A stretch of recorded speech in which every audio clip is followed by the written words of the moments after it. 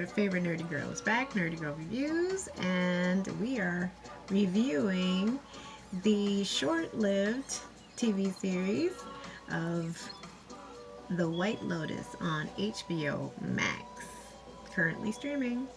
If you'd like to see and hear the rest of my review, stay tuned here on YouTube. If you'd like to see my other reviews, I also have a set of other reviews, and you can also catch me on sofritoforyoursoul.com. Stay tuned, y'all.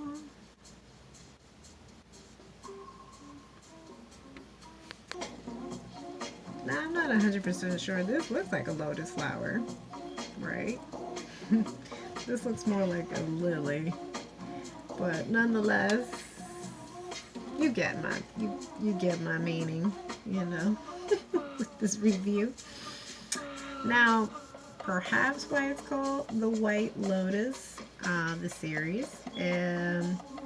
Now, here's a little small background on the lotus itself. In many cultures, this process associates the flower with rebirth and spiritual enlightenment. For Buddhist practitioners, a white lotus symbolizes purity, whereas a yellow lotus is associated with spiritual ascension.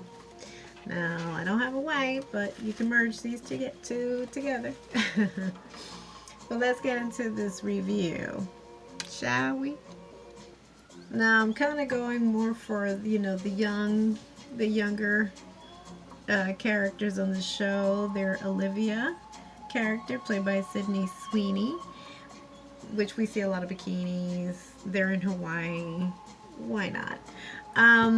But for some reason, I feel like I'm invoking more of Nicole, who's her mother on the show, played by Connie Britton, or even Jennifer Coolidge. So either way, I'm going blonde, beach babe, get into this resort fantasy. And let's get into the review of this particular show. Now, let me just start by saying that this is a very innovative, kooky show. My best analogy for it would be a messed up, really royally messed up fantasy island.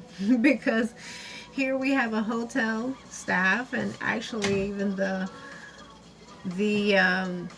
I believe he's like the head general manager, I believe, at this hotel, at the White Lotus, has the name of Armand. So I'm not sure if that was the name of the main character, Fantasy Island, but nonetheless, they all greet their new clients, their new, tourists. They're staying at their hotel in the same sense. They wait for them. They, provide them the whole lay of flowers, and escort them to their resort, their particular room. Get them acquainted in this beautiful, beautiful, breathtakingly beautiful hotel, which it turns out that it was the Four Seasons in Maui, so it's not an actual White Lotus. But again, we know this is fiction. The writer for it is the writer and creator Mike White, which is also, I believe, another reason why it's called The White Lotus, in his name. But he's a brilliant writer. Going down his IMDb page, I didn't realize he used to write for Dawson's Creek, that he was the writer for Nacho Libre. He was the writer for School of Rock. And I remember him. I remember seeing his face. So he's actor, writer, director, perhaps.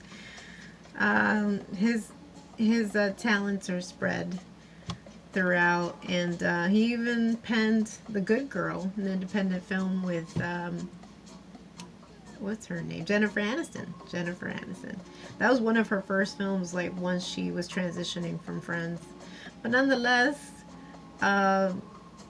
just doing some back research on this particular series, we find out that Mike penned this really kooky, innovative script in 2 months, and then they started production. And then the cast itself that they got, whoa. Murray Burlett, he's really well known, and I heard him from looking. That in itself, it was I'm gonna watch, because I'm a big fan of his. Connie Britton, who we know her from American Horror Story, Murder House. Um, we have a lot of up and coming actors here as well. We have Molly Shannon from SNL. Come on, she's funny as all hell. Natasha Rothwell. Again, she sounds familiar. Kelly from Insecure. Um, John Grease, if I'm pronouncing that correct. He plays Greg. I remember him from Martin. Remember Martin, the TV show Martin Lawrence, and he had that sidekick on the radio. He was kind of like his assistant. Yeah, that, or his producer, but really funny. I remember his face, so I'm like, oh, I remember. Fred Henschiger. I don't know if I'm pronouncing that. I'm sorry if I'm butchering it. But I've been acquainted with his work as of late. He's been on Netflix all over the place. He was in, I believe, I've seen his work. Really talented young man. He was in The Woman in the Window, really creepy film you got to check out, and in Fear Street. I really loved him in that movie. So all on Netflix, and now on HBO with The White Lotus. So let's get into this actual show. Look, it's what most people anticipate when you go on a trip.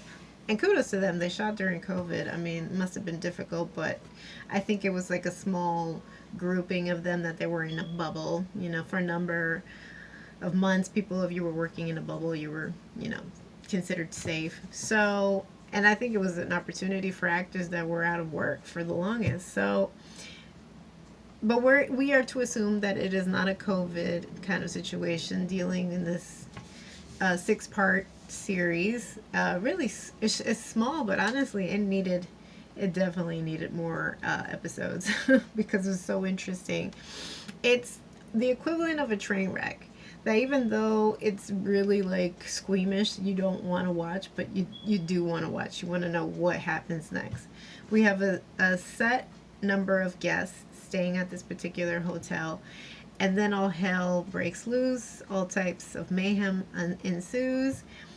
And there are moments where the series feels more of like a thriller than it does necessarily a comedy, but there's major punches of laughter embedded into the script, embedded into the story. And yeah, most people, when you think of travel, you think of a getaway from their problems. We're dealt with our newlywed couple, and he looks like a young Trump. Comes from a really well-to-do family that he has never even had to like kill himself working or even finding an interview once he graduated from college. I'm sure mommy and daddy paid for everything, even him passing a couple of grades for him to even attain a degree. And he just, transitions into real estate, his daddy's old business, and, they're well-to-do. His mommy has coddled him. I believe he's an only child. For some reason, he, wants to marry. He wants to start the American dream and whatever prospects that his father has probably pushed onto him to have the marriage, and finds Rachel, played by Alexandra Daddario. And everything seems like a fantasy. I mean, it was the fantasy wedding, it's the ideal husband, he's beautiful and gorgeous. But here is where the phrase is like, you really don't know somebody until you travel with them. And so you see that she, for some reason, was under the impression that she was marrying another kind of person, and that, she was still going to be able to maintain her identity. But then she slowly realizes that no, was that he married her because of her looks, and that he wanted was a trophy wife.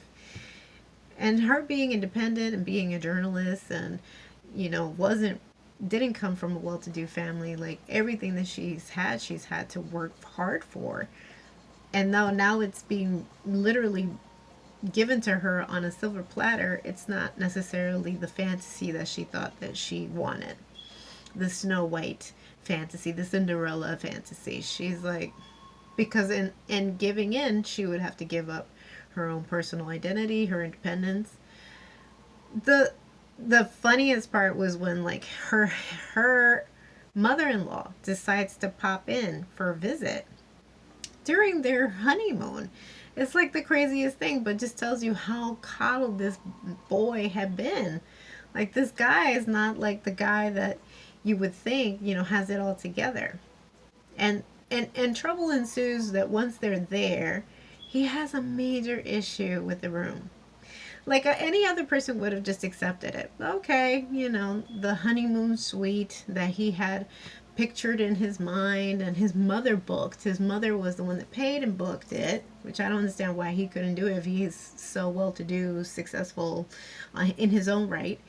But then he calls his mommy to like make sure, like, did you book the right room? We were under the impression that you booked the there's a pool in the room and it's just supposed to be some glorious, gorgeous, romantic thing. And he keeps trying to pursue this fantasy that he's made up in his head, and is overlooking the important part that he's married his dream girl. He's just so obsessed with the room that then we see a tit for tat situation go down between the manager, who's played by Murray, who is our Armand, and there's like a war of between butting of heads, because Armand is just as steadfast. He's just set in his ways, and though this is not his first time in the rodeo, he knows how to deal with tough guests, and he does his best to accommodate them, even though he should talks them later, should talks about them later. But nonetheless, like, he's professional. But not Shane. Shane is played by Jake Lacey. Excellent job of being the complete Carl, because then we have our Karens and we have our Carls. But there's war amongst those two. And then we see the demise, but I'll get to that later. Then we have our Jennifer Coolidge, who's a basket case. Poor woman. She's an heiress. And, I guess had a pretty crummy upbringing, although she was brought up with all the money in the world, but her mother was not the best, in terms of affection or raising her. There's some major issues there where perhaps her mother's neediness and looking always in search for love like bled it over into her upbringing, and then she herself finds herself in those personal pursuits when she's thinking of finding a mate. She gets really attached quickly. She gets needy. She feels that she can control people based on with her money. And though initially she gets there, she's like a basket case. Her mother has passed. She has to deal with her mother's ashes. She's still well-to-do, though. She is taken care of. She doesn't know what to do with herself until she meets Belinda, played by Natasha Rothwell. And, Belinda is our resident spa, expert. I believe she also does. She's our masseuse. But she also does another form of healing through meditation and song and prayer from different parts of the world, not just specifically what she's been trained to do.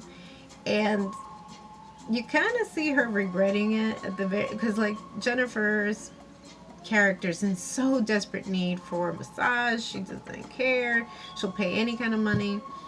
And she doesn't necessarily give her a massage. She gives her some other form of chanting and inner peace where she can find herself and be true to herself in this meditational state.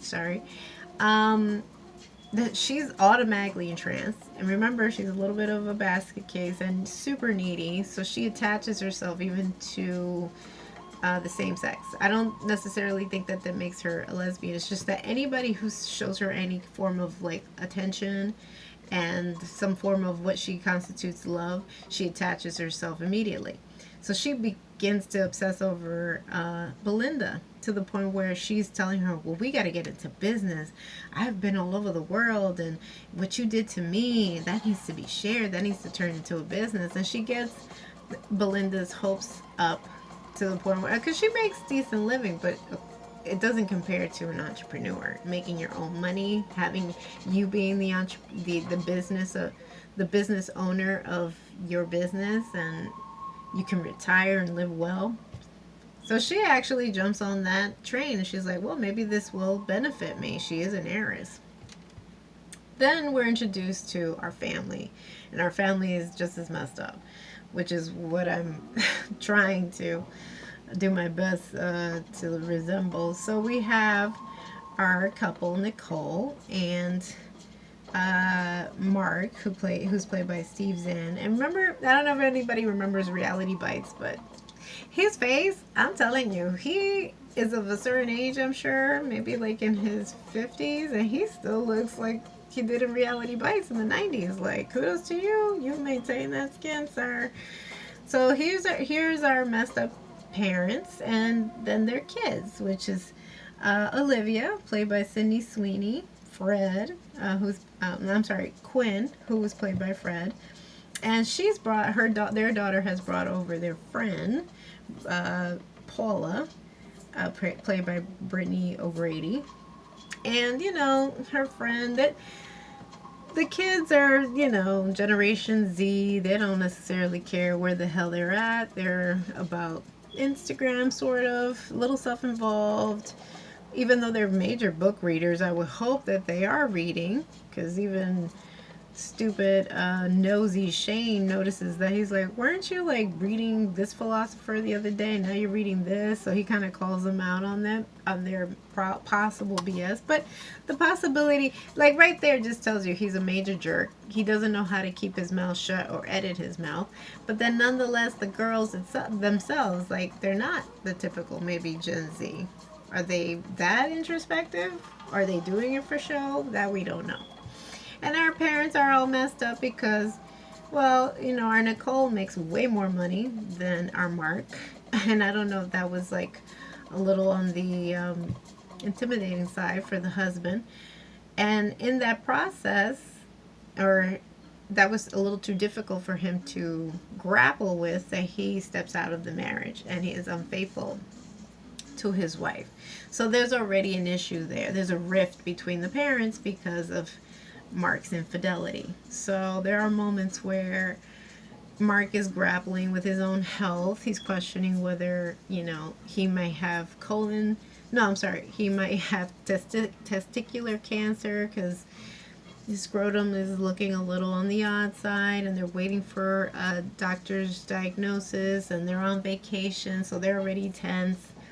Once he gets the okay and that everything was just, it was a matter of being swollen, but he was okay, he wants to celebrate and be intimate with his wife, but she won't forgive him for his infidelity. The kids are left to their own devices, smoking everything under the sun. And her friend, Olivia's friend, picks up a dude that works at the hotel, and they get on the freaky sneaky side. Like, I get it, they're in their 20s. It's when you do it, hey, right? I think they're like sophomores in the series. They're adults, and so, but there's an issue there between Olivia and her friend. I feel like there are hints that possibly Olivia